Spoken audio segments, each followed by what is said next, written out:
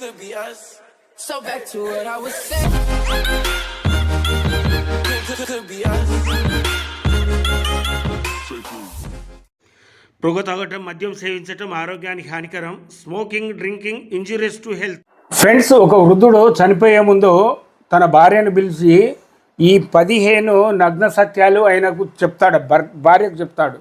దాంట్లో ఏంటంటే మొదటిది, వృద్ధాప్యంలో తినడానికి తిండి లేక కొడుకు కూతురు ఇంటి చుట్టూ ఆకలితో తిరిగిన వారు తిండి పెట్టకుండా, బిడ్డలు అనే మాటలు వినలేక రోడ్డుపై భిక్షమడుకునే వారిని నువ్వు చాలామంది చూస్తుంటావమ్మా. వృద్ధాప్యంలో జాగ్రత్తగా లేకపోతే ప్రతి ఒక్కరి పరిస్థితి ఇలాగే ఉంటుంది, అర్థం చేసుకో. నెంబర్ 2, నీకు అందరిపై ప్రేమ ఉండొచ్చు, అందుకని అల్లుడిని కోడల్ని ఒకే ఇంట్లో ఉంచకు. ఇది వారి మధ్య చీలికలకు దారితీస్తుంది. అప్పుడు నీ దగ్గర ఉన్నవారు కూడా ఈ గొడవలతో దూరం అవుతారు. కొడుకు ఇంట్లో కానీ కూతురు ఇంట్లో కానీ ఎక్కువగా తినకు, ఎందుకంటే వారు చూసే చూపు నువ్వు నీ వారి దగ్గరే అడుక్కునే తిన్నట్లు ఉంటుంది. పిల్లలు నిన్ను భారంగా భావించినప్పుడు, నీకు విలువ ఇవ్వకుండా నిన్ను అవమానించినప్పుడు నువ్వు వారికి భారంగా అక్కడే ఉండకు. ఇలాంటి ఇంట్లో ఉండటం కన్నా దేవాలయం లాంటి వృద్ధాశ్రమంలో ఉండటం చాలా మేలు. కోడలి ముందు కొడుకును డబ్బులు అడగొద్దు, ఎందుకంటే నువ్వు ఆకలి తీర్చుకోవడానికి డబ్బులు అడిగితే కోడలు కోట్ల ఆస్తి రాసిచ్చినట్టుగా నీపై ఏడుస్తుంది. కొడుకు చూడాలనుకున్నా కోడలు చూడనివ్వదు, అలాగే కూతురు చూడాలనుకున్న అల్లుడు చూడనివ్వడు, మనవడు చూడాలనుకున్న మనవరాలు చూడనియ్యదు. వయసులో ఉన్నప్పుడు అంతా పిల్లలకి ఇస్తే వృద్ధాప్యంలో వాళ్ళు కనీసం తిండి పెట్టడానికి కూడా ఇబ్బంది పడుతూ ఉంటారు. ఒకవేళ నువ్వు పిల్లలకు దూరంగా ఉండి వారిని ఎప్పుడైనా కలవాలి అనుకొని వారి దగ్గరికి వెళ్ళేటప్పుడు ఏదైనా తీసుకెళ్ళు, ఎందుకంటే ఎవరైనా ఇంటికి వచ్చినప్పుడు వారు ఏం తెచ్చారు అని మాత్రమే చూస్తారు.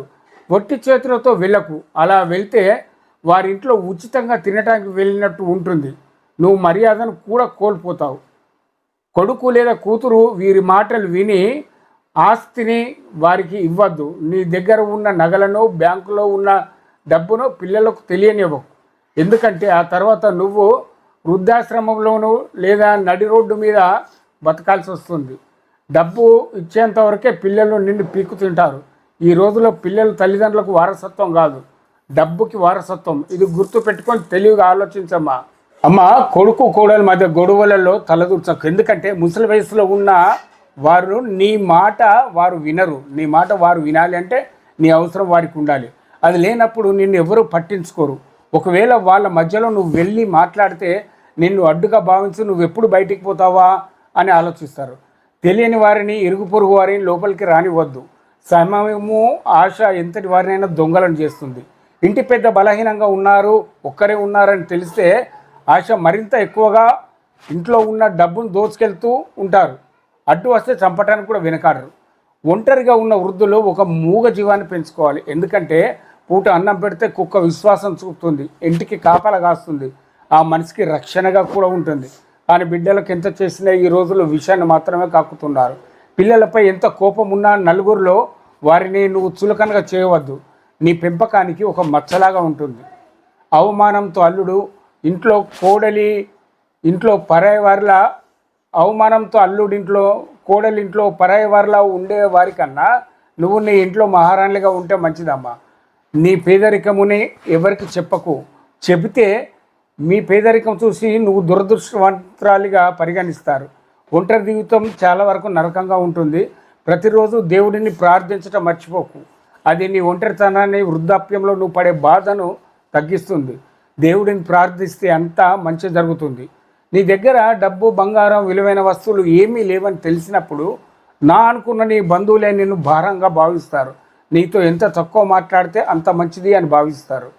వృద్ధాప్యంలో మీకు తోడు ఉండేది నీ భర్త లేదా నీ భార్య, అంతేకాని మీ అక్క పిల్లలు, మీ అన్న పిల్లలు, బంధువుల పిల్లలు ఎప్పుడు కూడా నిన్ను చూడాలని అనుకోరు, నీతో మాట్లాడాలని కూడా అనుకోరు. ఎందుకంటే వారి జీవితంలో కూడా ఎవరొకరు వచ్చి స్థిరపడతారు. అప్పుడు వాళ్ళ కుటుంబానికి ఎక్కువ విలువ ఇస్తారు, తల్లి కుటుంబానికి, తండ్రి కుటుంబానికి విలువ ఇవ్వరు. నీకు వృద్ధాప్యం వస్తుంది అంటే నీకంటూ కొంత అమౌంట్ నీ బ్యాంకులో వేసుకో, బంగారం కొనుక్కో, విలువైన ఆస్తులు భద్రపరచుకో. ఆ ఆస్తి కోసమైనా అనుకునే వాళ్ళు మేము చూస్తామని ముందుకు వస్తారు. ఏమి లేకపోతే నువ్వు ఇంటికి వచ్చి 2 రోజులు ఉంటాను అన్నా కూడా మాకే ఇల్లు సరిపోవట్లేదు, నువ్వు వచ్చి ఎక్కడ ఉంటావు అని మొహమాటం లేకుండా అనేస్తారు. జీవితంలో ఈ విషయాలు బాగా గుర్తుంచుకో. ఈ వీడియోలో సమాచారం మీకు నచ్చితే తప్పకుండా కాల్ చేయండి, మరికొందరికి ఈ వీడియో షేర్ చేయండి. ఎందుకంటే ప్రియ పెద్దలారా, సమాజంలో జరిగే సంఘటనలే మీ ముందు పెట్టడం జరిగింది. మరి ఆ వృద్ధుడు చనిపోయే ముందు భార్యకు చెప్పిన మాటల్లో సత్యం ఎంత ఉన్నది అనే విషయం విశ్లేషించి మీరు కామెంట్ రూపకంగా తెలియజేయండి. ధన్యవాదములు.